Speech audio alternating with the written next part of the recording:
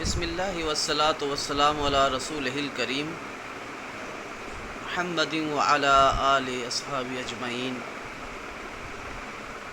اعوذ باللہ السمیع العلیم من الشیطان الرجیم من حمزہ ونفخہ ونفثہ۔ بسم اللہ الرحمن الرحیم۔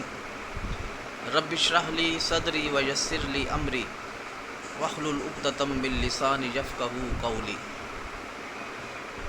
معزز سامعین، آج کی نشست میں میں قوت فیصلہ کے اوپر کچھ بولنا چاہوں گا۔ فیصلہ کرنے کی قوت اور طاقت کیا ہے، اور کسی شخص کی شخصیت میں سب سے عام اور جو ممتاز چیز ہوتی ہے وہ یہی قوت فیصلہ ہے۔ قوت فیصلہ کیسے پیدا کی جا سکتی ہے اور قوت فیصلہ کو کیسے بڑھایا جا سکتا ہے۔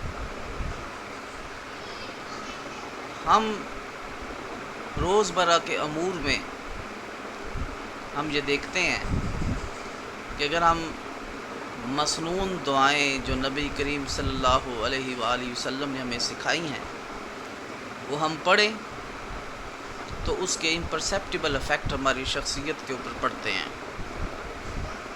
ہم ان دعاؤں کے اثرات کو سمیٹ کر اپنی نہ صرف قوت فیصلہ کو بڑھا سکتے ہیں بلکہ اس کے ساتھ ساتھ ہم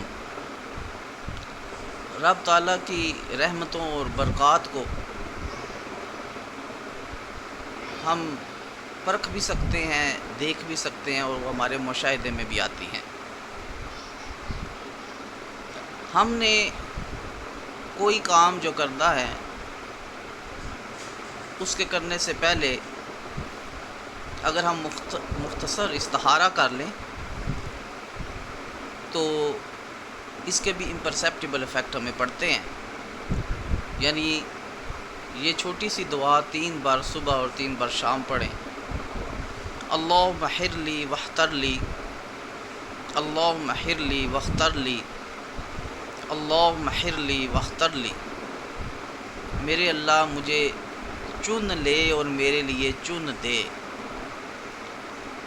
یہ مختصر سی دعا ہے، اور اس کے بعد ہم کوئی کام جو ہم کرنا چاہیں اور ہم اس سوچ میں ہوں کہ کریں یا نہ کریں تو ہمارے اندر انشاءاللہ العزیز قوت فیصلہ اس نوعیت کی آئے گی کہ ہم اسی جانب گامزن ہوں گے جس کام میں اللہ رب العزت کی برکت شامل ہوگی۔